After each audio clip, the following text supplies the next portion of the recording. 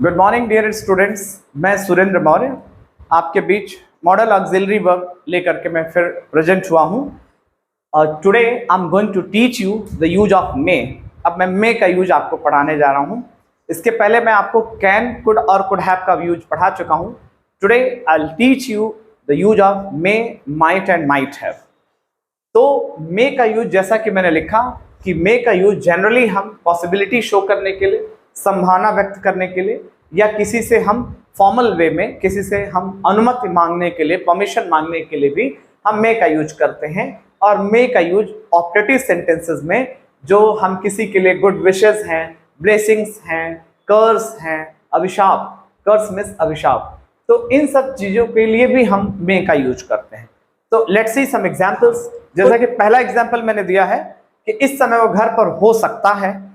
तो जब हो सकता है, यहां पर this time he may B at home, तो सब्जेक्ट यहां पर ही है, मेल है, इसीलिए हम लोगों ने ही लिखा। ही मे बी एट होम, हो सकता है, ये याद। सेकेंड एग्जांपल है, आज बारिश होने की संभावना है। तो इस बात की पॉसिबिलिटी है, संभावना है, इसलिए हम सब्जेक्ट इट मान के चल रहे हैं। It may rain today. तो यहाँ पर बी को हम मेन वर्ब माने थे, यहाँ पे रेन को मेन वर्ब माने हैं, क्योंकि नो एक्शन इज, यहाँ पर कोई एक्शन वर्ड नहीं दिया था, और यहाँ पे रेन खुद क्रिया है, इसलिए हम बी नहीं लगा रहे हैं। It may rain today. आइए अब कुछ और एग्जांपल्स देखते हैं। एग्जांपल नंबर थर्ड, हमें वहां जाने में देर हो सकता है।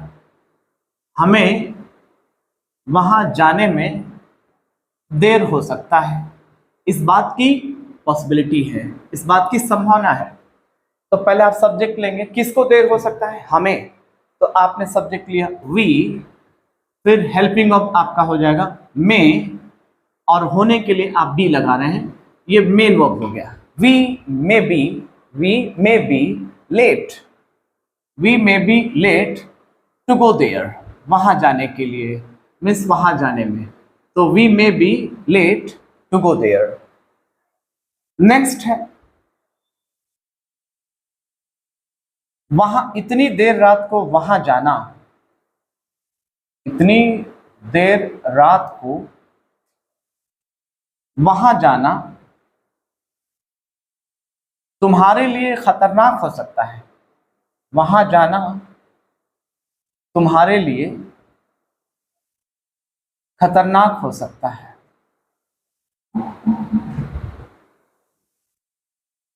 खतरनाक हो सकता है। तो अब देखें, पीछे से आप आएंगे, सेंटेंस के लास्ट में एडजेक्टिव आया है, खतरनाक शब्द एडजेक्टिव है, इसीलिए जब एडजेक्टिव है तो आप सब्जेक्ट इट को मान के चलेंगे। इट मे बी, ये इस बात की संभावना है, पॉसिबिलिटी है, ये खतरनाक हो सकता है, इस बात की पॉसिबिलिटी है। तो आप सब्जेक्ट इट मान लीजिए। इट मे बी आपका मेन वर्ब हो गया। It may be dangerous for you, it may be dangerous for you. Danger is noun, और जब इसमें ओ यू एस जोड़ देंगे तो ये एडजेक्टिव बन जाएगा। और ऐसे सारे शब्द जिनके लास्ट में ओ यू एस रहता है वो एडजेक्टिव होते हैं, जैसे कॉन्टिन्यूअस है, उसी तरह से डेंजरस है, क्यूरियस है, तो ये सभी एडजेक्टिव हैं। तो जब एडजेक्टिव दिया रहेगा तो इट मान के चलेंगे subject. It may be dangerous for you, तुम्हारे लिए, फॉर यू। फिर क्या करना, आगे वाली जो वर्ब है इंफिनिटिव में आएगी। To go there so late night, इतनी देर रात को के लिए क्या लिखेंगे? So late night. It may be dangerous for you to go there so late night. इसी तरह से आया, हो सकता है, हो सकता है कल मैं अनुपस्थित रहूं, हो सकता है कल मैं क्लास में अनुपस्थित रहूं, क्लास में क्या रहूं? अनुपस्थित रहूं, या अनुपस्थित हो जाऊं, या अनुपस्थित रहूं, इस बात की संभावना है। तो हो सकता है के लिए अब वही है, फिर पॉसिबिलिटी की बात हो गई।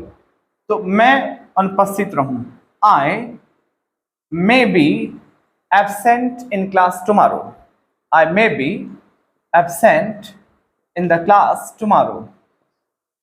तो यहां पर आप इस बात की पॉसिबिलिटी शो कर रहे हैं, इसलिए चूंकि एब्सेंट कोई एक्शन वर्ड नहीं है, एब्सेंट एडजेक्टिव है, इसीलिए आप बी को मेन वर्ब मान के चल रहे हैं। I may be absent in the class tomorrow. जैसे अभी आ गया कि हो सकता है वह इस बात से अनभिज्ञ हो सकता है वह इस बात से या इस चीज से अनभिज्ञ माने उसको जानकारी न हो, अनभिज्ञ हो सकता है वो इस बात से अनभिज्ञ हो। तो सब्जेक्ट आपने लिया ही, फिर में बी, अनभिज्ञ का मतलब unknown, he may be unknown to this. और ये याद रखना है कि अननोन के बाद और नोन के बाद और ऑब्लाइज्ड के बाद प्रीपोजिशन टू लगाना है। तो he may be unknown to this, हो सकता है उसे भूख लगी हो सकता है उसे भूख लगी हो। तो आप यहां पर भी संभावना शो कर रहे हैं, तो आप लिखेंगे he may be hungry, he may be hungry. One more example, जैसे आ गया हो सकता है उसकी तबीयत ठीक ना हो सकता है वह बीमार हो, ये भी कह सकते हैं, हो सकता है वह बीमार हो, इस बात की आप पॉसिबिलिटी शो कर रहे हैं। तो he may B ill, he may B इल। तो इस तरह से ये आप पहला आपने पार्ट देखा पॉसिबिलिटी शो करने के लिए।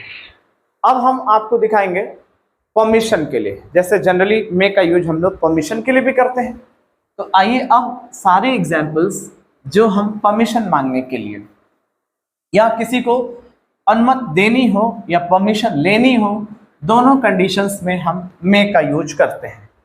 जैसे एग्जाम्पल अब हम परमिशन के लिए, अब जो भी देंगे वो परमिशन मांगने के लिए है। जैसे आया कि क्या मैं यहां बैठ सकता हूं, क्या मैं यहां बैठ सकता हूं, तो इस चीज के लिए आप परमिशन मांग रहे हैं, अनुमति मांग रहे हैं। क्या लिखेंगे?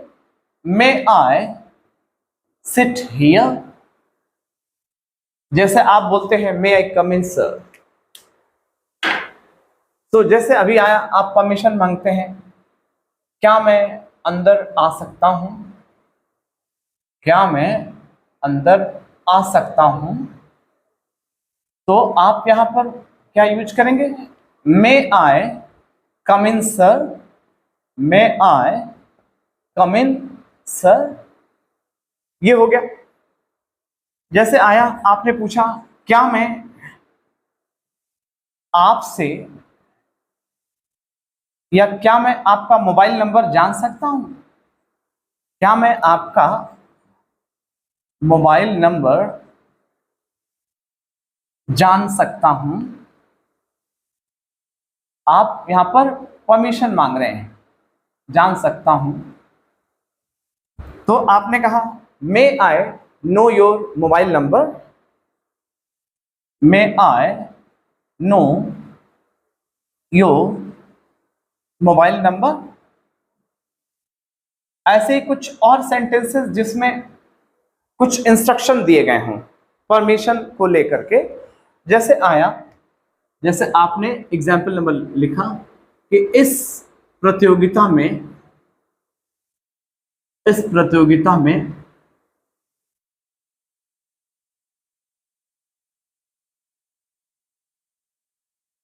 10 साल से कम उम्र के बच्चों को, 10 साल से कम उम्र के बच्चों को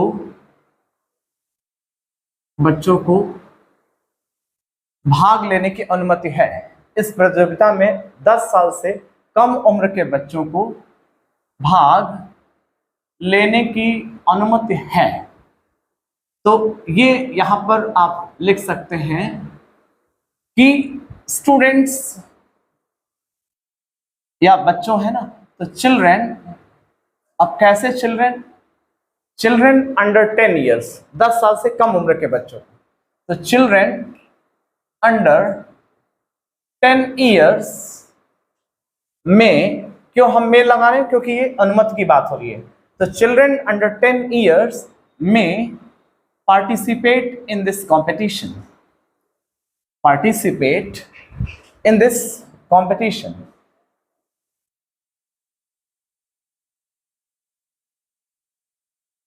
नेक्स्ट एग्जाम्पल है 10 साल या 15 साल से अधिक उम्र के बच्चों को, 15 साल से अधिक उम्र के बच्चों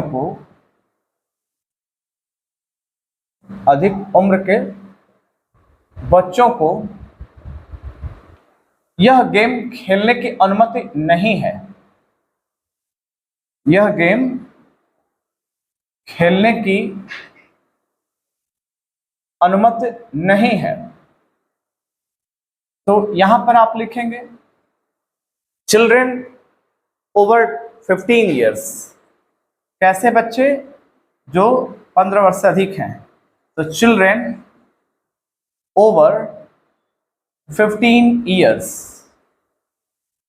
लिखा, 15 साल से अधिक उम्र के बच्चों। तो children over 15 years may not participate या may not play this game. May not play this game means उनको यह गेम खेलने की अनुमति नहीं है, परमिशन नहीं है। Children over 15 years may not play this game. तो ये आपके सारे एग्जाम्पल्स जो है ये परमिशन के सेंस में रहे। अब मैं आपको मे का यूज बताऊंगा जिसमें हम गुड विशेस और ब्लेसिंग्स की बात करेंगे। तीसरा पार्ट जो है, जब हम किसी को शुभकामना देते हैं, अपनी गुड विशेस देते हैं या ब्लेसिंग्स देते हैं, शुभकामना या आशीर्वाद, तो वहां पर भी हम मे से सेंटेंस को शुरू करते हैं और ऐसे सेंटेंस ऑप्टेटिव सेंटेंस कहे जाते हैं। जैसे आया कि ईश्वर तुम्हारा कल्याण करें। आपने किसी के लिए दुआ मांगी, भगवान तुम्हारा भला करें या ईश्वर तुम्हारा भला करें, तुम्हारा कल्याण करें। तो ऐसे सेंटेंस में लास्ट में साइन ऑफ एक्सक्लेमेशन भी लगता है और हमेशा मे से शुरू किया जाता है। May God bless you, may God bless you, ऐसे ही आया और लास्ट में साइन ऑफ एक्सक्लेमेशन लगाना है। तो ऐसे ही आया कि तुम्हारी उम्र लंबी हो गई। आपने किसी को आशीर्वाद दिया, तुम्हारी उम्र लंबी हो गई। तो यहां पर may you live long, may you live long. आपने किसी अपने लविंग वन को उसके लिए ब्लेसिंग्स मांगी, दुआ मांगी कि जैसे तुम्हें जीवन की हर एक खुशी मिले, तुम्हें जीवन की हर एक खुशी मिले, हर एक खुशी मिले। तो यहां पर may you get, may you get every happiness of life, may you get every happiness of life, happiness of life। तो ये आप किसी के लिए दुआ मांग रहे हैं, may you get every happiness of life। जैसे आपने कहा कि तुम्हारा जीवन सुखमय हो गए, तो may you be happy, तुम स्वस्थ रहो, मे यू स्टे हेल्दी। तो इस तरह से तुम्हारी उम्र लंबी हो गई या तुम्हें हर एक जीवन की खुशी मिले या तुम्हें सफलता मिले। जैसे आया तुम्हें सफलता मिले, तो आप वहां पर लिखेंगे या बोलेंगे may you get success, may you get success. Example number 5 कि तुम्हें सफलता मिले, तो आप वहां पे तुम्हें सफलता मिले तो लिखेंगे मे यू गेट सक्सेस। यहां मिले के मीन्स पाने का सेंस है, मे यू गेट सक्सेस। तो ये आपकी शुभकामना हो गई। जैसे कोई किसी से नाराज है कह दिया तुम बर्बाद हो जाओ, तो ये अभिशाप हो गया, तुम बर्बाद हो जाओ। तो ये कर्स हो गया, बद्दुआ हो गई। तो may you get ruined, may you get ruined, तो ये आपके ये कर्स हो गया। कर्स मीन्स अभिशाप। तो इस तरह के सेंटेंसेस भी, जैसे अभी आया ईश्वर उसे एक बिटिया दें, या ईश्वर उसे एक बिटिया दें, मीन्स आशीर्वाद दिया जा रहा है, बिटिया दें। तो may God bless him with a baby girl, may God bless her with a baby girl. तो इस तरह से ये आपने सारे सेंटेंसेस में से शुरू किए, जिसमें हम किसी के लिए दुआ मांग रहे हैं, किसी के लिए ईश्वर से प्रार्थना कर रहे हैं। तो ये मे का यूज रहा गुड विशेस और ब्लेसिंग्स के लिए। तो डियर स्टूडेंट्स, मे का यूज रहा। अब मैं आपको माइट का यूज पढ़ाने जा रहा हूँ।